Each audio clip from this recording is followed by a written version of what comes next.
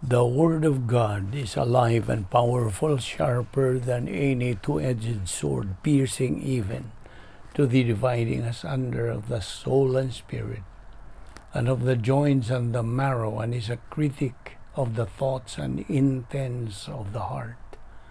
All Scripture is God-breathed, and is profitable for doctrine, for reproof, for correction, for instruction in righteousness, that the man of God might be mature, thoroughly furnished unto all good works. Before we start our Bible study today, samas na andan, gikinahanglan nga atong pagsugid sa atong mga sala nga nabuhat ng adlaw, aron dili kinamahimong bamag sa atong pagabuhatong pagtuon sa pulong sa Dios. We use the principle of 1 John 1:9. If we confess our sins, God is faithful and just to forgive us our sins and to cleanse us from all unrighteousness. Nawalang kanimo dili magtutuo ang imong buhaton, dili ang pagsugid sa imong mga sala, kundi dili ang imong pagtuo kang Ginoong Hesukristo ingon nga manluluwas. Acts 16:31 nagasulti, tumuo ka kang Ginoong Hesus ug ikaw maluwas, karon magampo ta sa hilo.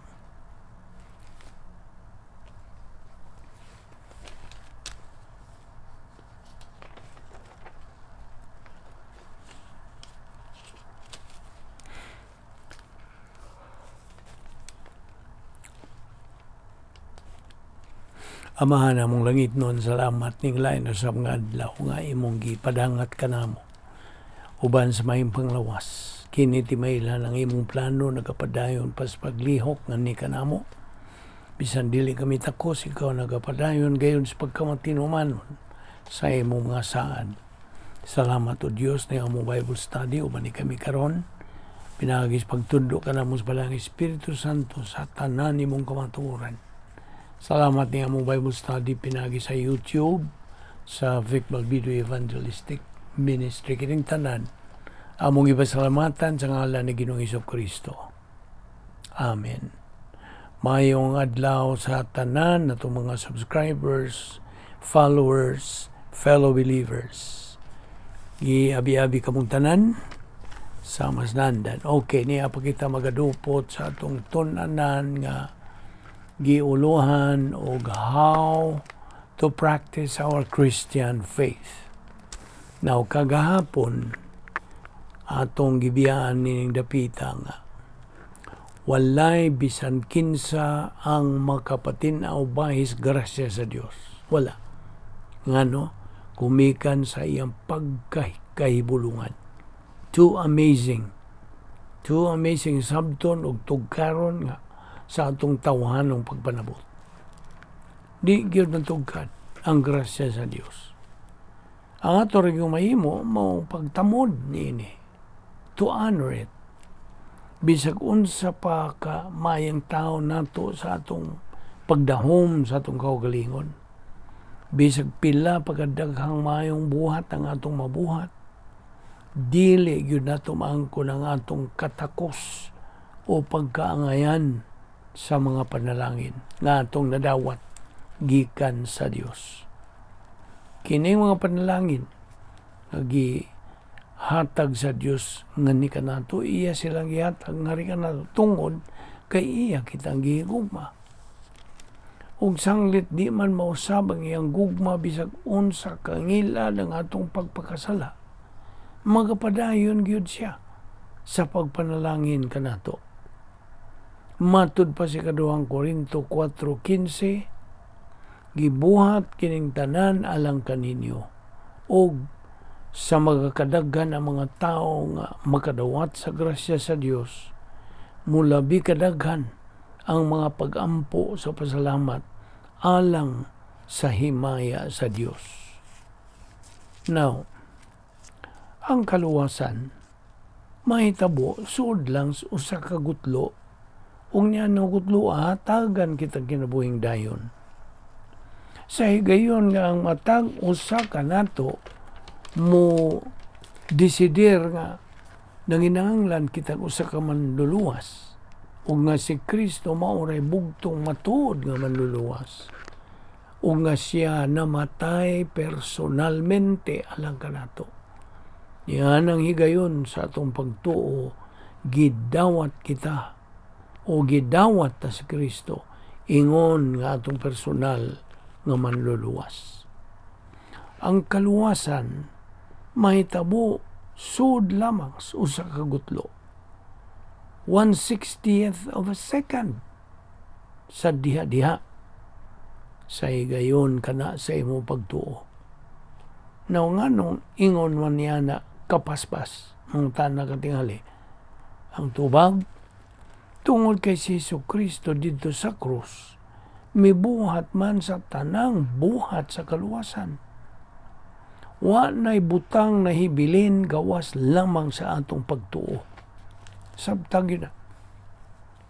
Sa diyang mutuo kita, dadon kita sa Dios ngadto sa dayo na nga relasyon ngadto kaniya. Niya nang usa ka yanong higayon sa pagtuo, mubalhin gilayon kita gikas pagkamatay espiritual ngadto na sa kinabuhing dayon. Ang Juan 5:24 nagasulti niini, sultihan ko kamo, ang mamati sa akong gisulti ug mutuo kaniya nga nagpadala kanako, maoy o may kinabuhing dayon. Siya dili silutan, kay nakalatas naman siya gikan sa kamatayon ngadto sa kinabuhi. Now, hulagwa iyalang kuno, ang labing batid nga kusinero sa tibuok kalibutan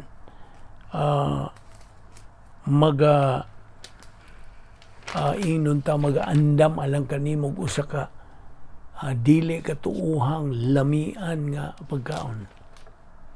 Dayon ni mugsod ug tuod man ana ang andam nga gibutang pagkaon, gibutang na ba dito sa lamisa, gibutang na ang pagkaon alang kanimo. Ang matag kinaha mo nga pagkaon gipahiluna na sud sa bulawan nga plato, dinayan-dayanan pa og panapton nga plata o silver. So mupiyong kasi mong mga mata aron imo yung ma-enjoy ang makalaway nga lami ang mga putahe. Ug dayon mas pagbuka magkugang kas pag hunahuna ngang matago sa kamayong pagkaandam nga hungit niini para ra gyud nimo. Niya pa, wa kay gihimo sa pagtabang sa pag-andam sa maong mga putahe sa pagkaon. Apan diha na ang tanan nga mga putahe nagahuwat kanimo. Gawas pag yun na, libre ka ng tanan. It's all free for you. Ug sayod ka usab nga dili ka makahimos pag-andam niya itong klases mga pagkaon. Dili. Di man gani ka mahibaw unsaon sa pagsugod sa pag-andam sa mga klases pagkaon. Sayod lang ka ng kusinero nagunahunag maayo kanimo aron iya yung ikahatag diha nimo ang iyang gasa nga gugma.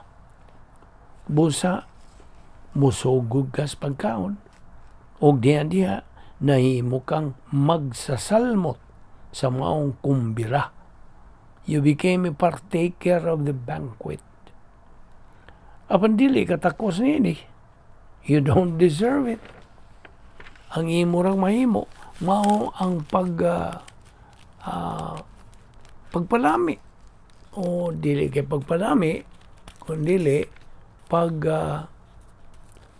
pasalamat. Mao imo pagpasalamat sa maong kusinero ug mopahimuos ka sa iyang grasya nga gasa.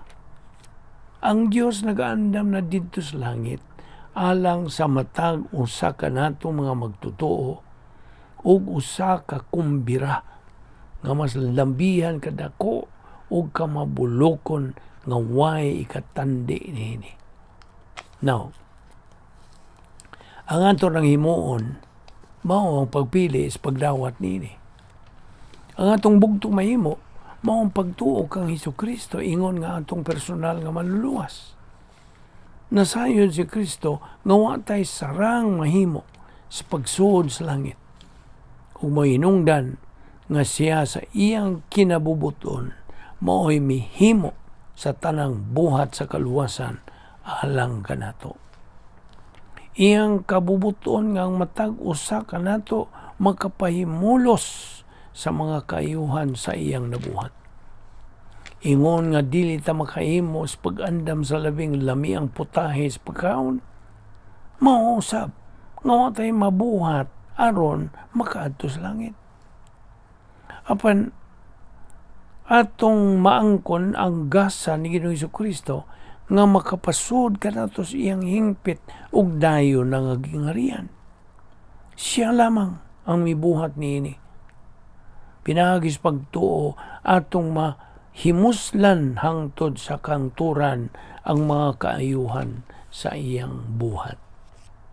Niya nang igayon mismo sa atong pagtuo at the point of faith in Christ. Maangkon ta diya gayon ang mahimayaong mga panalangin sa langit ug ang kinabuhing walay katapusan. Now, kung tuuhan ta sa Ginoong Hesukristo, iya kitang isud ngadto sa bag-o personal nga relasyon ngadto sa Dios, ingon nga mga sakop sa iyang harianong panimalay. Royal Family of God. Ang atong bag-ong pagkatao, pinaagi sa pagtuo ta kang Kristo, mo'y nakahimong madawat na kita nga sagupon sa Dios.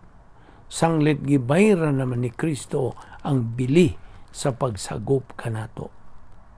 Matud pa sa Juan 1:12, apan kadtong midawat ug misalig kaniya, gihatagan niya sa katuhod nga mahimong mga anak sa Dios. Misagop kanato ang Dios ngadto sa iyang panimalay. Apan ang atong kahimtang isip mga anak sa Dios, ingon ni ana ang pagkabugos o katinuod sa atong pagkatao pisikal ngadto sa iyang panimalay. Ang Galacia 3:26 nagaingon, pinaagi sa pagtuo kamong tanan na himong mga anak sa Dios sa pagpakighiusa ninyo kang Kristo Jesus. Mga anak sa Dios, harianong panimalay sa Dios, mga manununod sa tanan nga gipanunod ni Kristo. Mao kini ang kabilin ingon nga mga Kristohanon. Ang atong napanunod pinagi kang Kristo Jesus. Gumikan kay kita mga anak naman sa Dios pinagi kang Kristo Jesus. Atong madawat ang daghang mga panalangin dinhi pasiyuta, ingon man didto na sa langit.